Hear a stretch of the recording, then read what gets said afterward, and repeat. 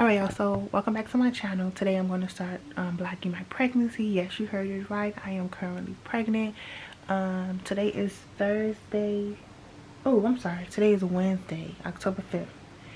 So I am going to be 7 weeks come Saturday, which is October 8th. And let's just say my symptoms, y'all, oh my god, they've been out everywhere. Like, at first I didn't feel nothing. Like, well, I was just like, emotional wise I was just happy. I was very excited, like, but like I didn't feel anything as far as like body wise. But now y'all, like, I'm so sick, y'all. Like, I don't want to do nothing.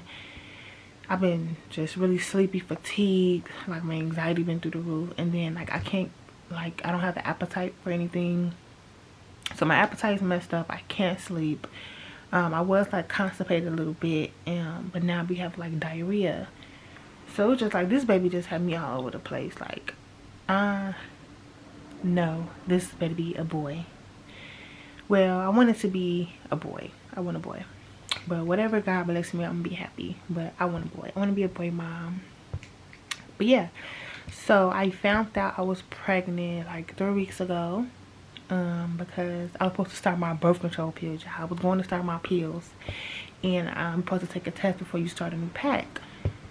Yeah, when I tell y'all I took not one test, but two, but three tests, y'all. They said I'm pregnant. So I was like, I wasn't mad at anything. Like, it wasn't planned, but I'm just like, whatever, it is what it is. Like, I'm old enough now. I'm not a kid, you know. So my boyfriend, he was so happy though. He's been so supportive and so happy. He's so ecstatic. And it's just like, yeah, I'm about to be a parent.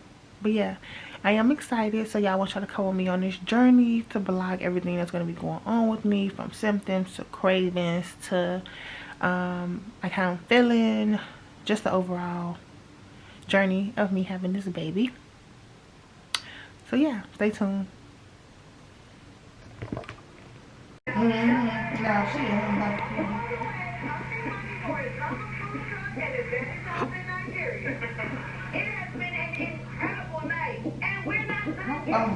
Mommy's about to have you dinner. Cause you taking all day. Miss you, fat baby. You take all day dinner. Look at you. Come out of that belly, Miss O'Donnell. Come out of that belly, dinner. Anything you want to say to your baby? You know, you took all day to come. But I love you. I love you, dinner. You got this.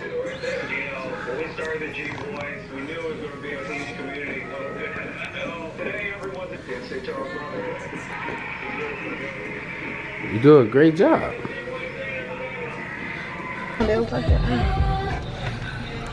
Okay, this is our vlog for baby Denim. We just spent 24 hours at the hospital and still no baby D. But that's okay, mom is healthy. We're gonna get some food and go walking, I guess. Maybe if she gets some mandingo, her baby will come. I guess mom is having a contraction right now, and they are 12 minutes apart currently. 12 minutes apart. We'll be back later. Hey y'all, welcome back to my channel. If you're new here, welcome. Make sure you like, subscribe, and comment down below. Today is going to be my pregnancy vlog, well, my postpartum vlog. I was supposed to vlog my entire pregnancy, but I was just so sick the entire time I could not vlog nothing at all. So the clip that y'all seen in the beginning, that's my first day I found out I was pregnant, I think, or like the first week I found out I was pregnant. And then you saw the clip when I was in labor, and then boom, the product. Say hi. This is Denim. Say hi. He's 4 months. My baby's big, yeah. He's 4 months. Yeah, say hi YouTube. But yeah, anyway, so y'all, my labor experience was very traumatic. Like, I would never have another baby ever again. Well, I ain't gonna say never again, but no time soon. Like, my baby gotta be 12 or 15 for me to have another baby. So, but yeah, let's get into it. So, I was supposed to have my baby on May 28th, right? I went to the doctor the Friday before my due date, and she was checking my cervix. I was not dilated at all. She was like, you are showing no signs of labor, and if you go past 40 weeks, we're gonna have to induce you. So do you want to wait till you 40 weeks completely, or do you want to set up to get induced? By this point, I was like miserable pregnant. I couldn't sleep. Like, I was barely eating. Like, I was just messed up. So I'm like, just schedule me to get induced. So I'm like, let me get this shit out the way. Y'all, I got scheduled to get induced on a Sunday, the Sunday before I was supposed to have my baby. I went to the hospital on Sunday. I checked in, got induced, and they decided that instead of injecting me with the Pitocin, that they were going to put it in me, a pill, to start to dilate me, basically to induce my labor. So I'm like, okay, that's cool. Like, let's come on. So I'm settled in, me and my boyfriend. My sister came up there, and they like, okay, we're going to start the process. So she's like, I want to put one pill in you first and see how this goes. So y'all, they give me the first pill, like, and nothing was happening. So I started contracting, I would say like 4 hours later. The contractions was like mild. Like, it was cool because I didn't get no pain medicine yet. So it was cool. But every time they checked me out, I was not dilated, like, at all. So after so long, I think I was there till like the next morning on Monday. So the next morning, she was like, well, we can't give you another pill. Like, we can't keep giving it to you. Your cervix is not opening up. So they was like, we're going to discharge you. At this point, y'all, I'm contracting like crazy. Like, I'm having contractions back to back to back to back. But I wasn't dilated. And if you had a baby before or you didn't, basically your cervix has to be opening up and you have to be contracting too. So it can't just be one without the other. It has to be both, you know, for your baby to come. So they send me home, have a contraction. So I'm like, well, what am I supposed to do about the contractions? Because they were coming back to back. Like, it was unbearable. So she like, well, just, you can take ibuprofen. You should be fine. So I'm like, okay, whatever. She like, still go to your regular doctor's appointment, because I had a doctor's appointment Monday. Another appointment. I don't just have appointments back to back to back. So I go back to my regular doctor, and she like, what happened with the induction? I'm like, my cervix was not opening up. Like, I was only 1 centimeter the whole time I was there. So she like, okay, let me check. No, I'm sorry, y'all. This wasn't Monday. I got sent home Monday. I went to the doctor on Tuesday. Yeah, I went to the doctor on Tuesday. Tuesday is when she checked my my fluid levels, and they put me on the monitor. She was like, you're still having contractions. And I'm like, what? She like, yes, they're back to back. So she, let me check your cervix. So I'm like, okay. Hold on, yeah.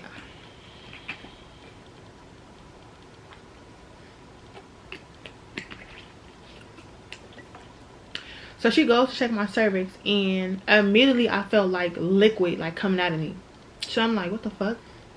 So she like, she feeling her hand. She like, did your water break while you was at home? I'm like, not to my knowledge. Like, you know, I've been asleep, I've been in pain, so I don't know. It wasn't like a rushed feeling, so I don't know. This is my first baby, but no, my water didn't break. She like, okay, because it seems like your fluids are gone, so you have to go back to the hospital.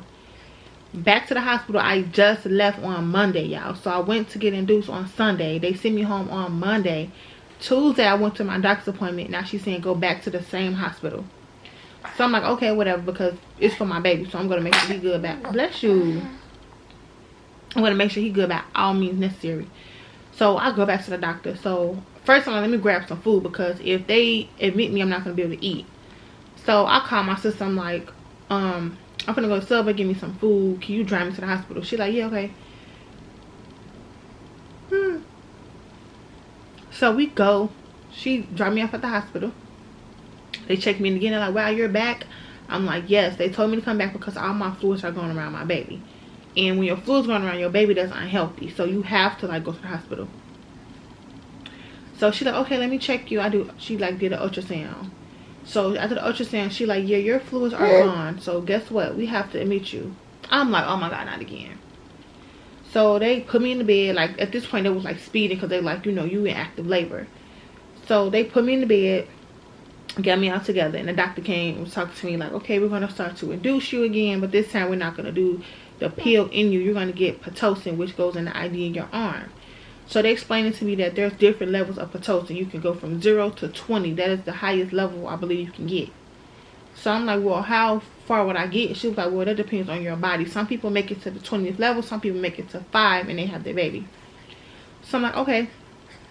So they stopped putting me on the Pitocin. It was going good. It was going good. I got admitted, I would say about 12. Yeah, about 12 p.m. I got admitted. And then I didn't have my baby till Wednesday. So in the middle of the night, I would say about 5 a.m. y'all. They come in there, you know, they checking on you. She like, let's do the peanut ball. The peanut ball is when you put the ball between your legs because you want your cervix to open up. You want to say hi? Say hi. So we doing a peanut ball, y'all. So as soon as I'm done doing a peanut ball and they putting the monitors back on my baby, I hear the nurses like whispering. So I'm like, what's going on? So they're like, we don't hear your baby's heartbeat. So she like, but be calm, be calm. So I'm like, be calm, like what? So they couldn't find it, I guess, after so long. So they called the code. Like just push the thing and call the code. And I mean about 50 doctors came in there on me, y'all. 50 doctors, literally. So I'm like scared, like what's going on? So she like, we have to put a we have to inject you with this medicine to stop your contractions. Your contractions are way too fast. They're back to back. Your body is allergic to this medicine. Your body doesn't react well to it. So I'm like, okay, if it doesn't react well to it, well, what else? Like, what's going to happen? Because y'all already gave this to me. Like, what's going on? So she like, no, you'll be fine though. It's just that too much of it your body doesn't like. But like you just said that my body is allergic to it. So like, which one is it? So from there, y'all, stuff just like went like downhill with my labor. So after that, it was a black doctor. She came in to explain to me like, you know, hey, we didn't mean to scare you. It's just that we have to move fast in these situations. So we have to move fast in these situations. So that's why we all came and rushed in on you like that. We didn't mean to scare you. So I'm like, okay. All right, fast forward to the next day, y'all. The next day come at like 4 o'clock. Manager went in yesterday at 12 p.m. Now this is 4 p.m. the next day. This is Wednesday, May 31st. So what happens is that I had got the epidural. I ended up getting the epidural. I got the epidural, I would say around maybe 2 p.m. because I was in so much pain. I'm like, I'm not gonna try to thug it out. I don't have to be strong. Like, I'm already being strong by delivering my baby. This doesn't make me a weak mom by getting the epidural. Like, you know, that's not for me. So I got the epidural. So I'm thinking the epidural was going to make me not feel anything. I didn't know that I still would feel pressure from the baby. So like around 4 p.m. like I was feeling good after the epidural. I'm like, okay, this is gonna be a walk in the park. So around, like I said, around 4:30, I started getting contractions like crazy. And with the epidural, if you had a baby, you know you don't feel the contractions. So I wasn't feeling anything. So all of a sudden, I started feeling them again. And then I started feeling like pressure on my rectum, which is your baby like pushing down. So I'm screaming like, my ass finna fall out, my ass. Like, please, somebody help me. They like, ma'am, calm down. Like, do not push. She like, it feels like you have to use the bathroom, but that is your baby. You cannot push yet. So I'm like, come, like, tell them to come on. I'm ready. So they check me. They're like, okay, you are 9 centimeters. So I'm like, okay, good. We finna like get the ball going. Like, come on. So they check me and they say, well, your baby is 3 levels to your pelvic. Your baby is in the first stage of your pelvic. In order for you to push, he needs to be on your 3rd level. So she said, well, if you want, we can start pushing and that'll start pushing him down. But she like, to be honest with you, that's going to make you really, really, really tired. So I'm like, okay, I'm just thinking it's nothing. You know, this is my first baby. I don't know. So I'm like, okay, let's do it. Y'all, I started pushing and I just felt like I couldn't breathe. Like, my oxygen levels just seemed like they were so low. So I pushed for about an hour and then they said, well, let's stop. We don't want to wear you out. Because your baby, he has to, you know, come down. So I pushed for an hour. I stopped, y'all. Okay, at this time they come back in. It's about 5:30 p.m. 5:30 p.m. I started pushing again. They like, come on, come on, come on. I'm steady pushing, I'm steady pushing. And then I started feeling like really weak, like I just couldn't breathe. All I know was like I started shaking so bad to where I felt like I passed out. I like went blank, and then when I opened my eyes up, all I remember is I'm saying like, do you know where you at? And I'm like, the hospital. And my sister said I started shaking like really bad, like just shaking. So I guess I was having like a panic attack. Like my anxiety just through the roof because it was just so hard for me to get him out. I was just scared. I thought I was not going to be able to live with my baby. I thought, honestly, I really thought I was going to die. And I'm like, I went through all this. Like, I want to meet my baby. You know, I don't want to leave him alone. And I don't want nothing to happen to him. So this was like, it was just a lot. It was a lot for me, y'all. Like, it was very traumatic, like I said. Yes, it was very traumatic. So what happens is that my sister, she was like, my baby had did one push, and my baby, his head came out, and he went back in. So I'm just, honestly, I was praying to God. I'm like, God, please help me deliver this baby. Like, I can't do this. As I kept saying to myself, like, I cannot do this. This is too much for me. So what ended up happening is that my sister, y'all, she tapped me in the shoulder. She like, come on, we got stuff to do. Like, you got to deliver this baby. Come on. So I had a little prep talk on myself. I was trying to talk to my baby. I'm like, Denim, come on. Mommy is tired. Please come on. All I know is that I said, well, just push, Evelyn. If you pass out, you pass out. So the doctor was like, well, you're not going to pass out because we see your oxygen level. Your oxygen is fine. I'm like, well, I'm telling you how I feel. And that was another thing for me, too. Like, I don't like how hospitals or nurses try to, like, downplay how we feel as, you know, black people. And I've heard that on numerous occasions that they, you know what I'm saying, like, try to just push off how you feel because they feel like they're the medical person, you know, involved. But it's like, I'm telling you how my body feels, and you tell me the science aspect of it or what you see on, you know, on my monitors. So I'm like, okay, whatever. So I'm pushing, and he finally came out, y'all. My boyfriend, like, he got a head full of head ass, like, just come on. He comes out, y'all. He comes out, and I don't hear my baby crying. So I'm like, I'm just trying not to panic because I'm like, this just was a lot for me. So I don't hear him crying. He wasn't crying. I hear the lady, she's like counting. She's counting. So she gets to a minute and 40 seconds. And they had to call a doctor from the NICU to come down because my baby wasn't breathing. So I'm like, oh my God. So I didn't have really, honestly, no time to really cry or be sad about it. I just started praying because I'm like, I just need God right now. Like, this is the only person who could do something. These doctors can't do nothing. I can't do nothing. Like, God is the only person who can fix the situation. So I'm just praying. My sister like, are you okay? Okay. And I'm like, yes, I'm okay. I'm like, he gonna be okay. He gonna be okay. That's all I'm saying. Y'all, my baby started crying, and it was the happiest moment of my life, y'all. Hearing him crying, like, I was so happy, like, I could not even explain how I felt in that moment. So they ended up telling me that, okay, your baby is too light. He needs to go under the lights for him to get darker. So he has to go to the NICU. So I'm like, okay, I'm not thinking nothing of it. They cleaned me up, y'all. So now they say, well, we have to get your placenta out. Y'all, the doctor said she cannot find my placenta. It was stuck in me. So she said after so many minutes, they cannot keep digging in me because I already been open to get my baby. So if she can't find, I have to go have surgery to get my placenta removed. Mind y'all, after I just had a traumatic birth experience, now you're telling me I have to have surgery to get my placenta removed. So again, I didn't panic. I'm just like, God, please just do me one more favor. God, please let her find it. I promise y'all, after I said that prayer to myself, she was like, got it. So that was that. So he didn't rip me or nothing like that. I didn't rip. No, I ripped a little bit. I didn't have to have stitches because I ripped a little bit.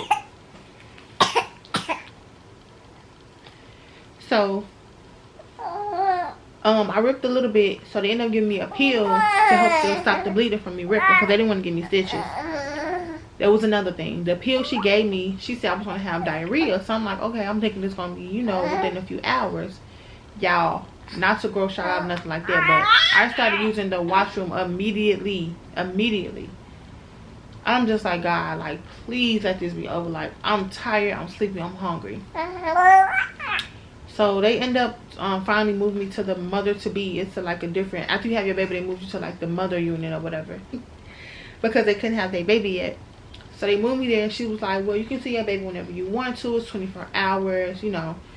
So I go see my baby. He was just the most precious thing, like, y'all.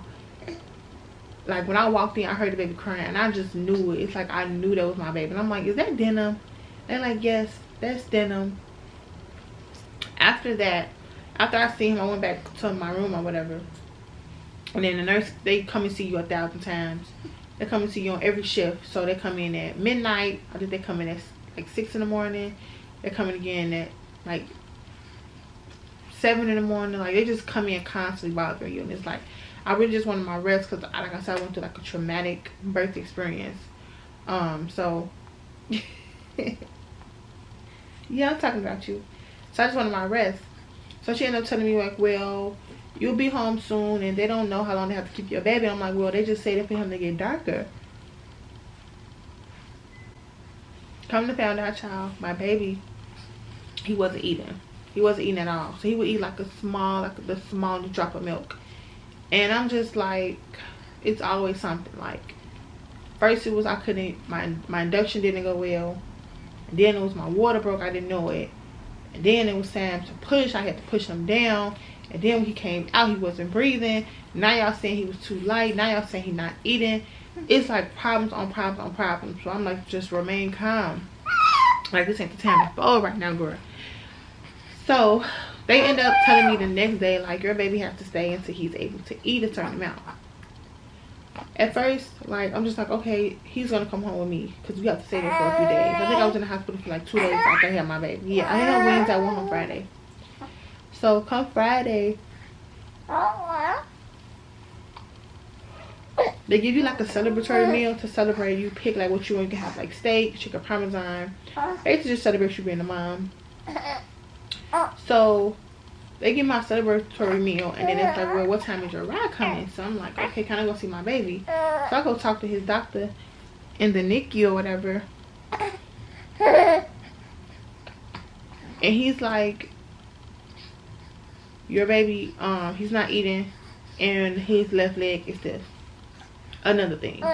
So I'm just like, God, please, like, please let my baby come home with me. So he's like, well, if he starts eating before you leave, he can leave with you. If not, he has to stay. So they end up saying he has to stay, and I'm just like, okay, it's gonna be okay. Y'all, I got in the car, I broke down. Like, I was hyperventilating everything, and I knew I was gonna start crying because when the nurse like discharging me, she was just so happy, and they prayed with me, and I was good. But I just felt like, you know, you get that lump in your throat. I just felt that lump in my throat, and I'm like, yeah, it's gonna go down. It's gonna go down.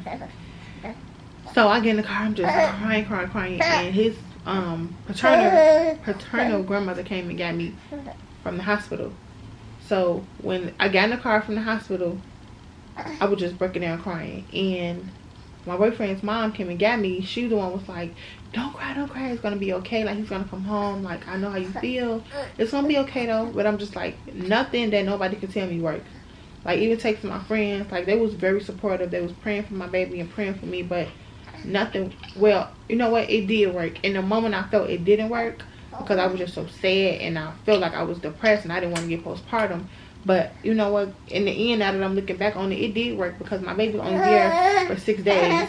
And it was the longest 6 days of my life, don't get me wrong. But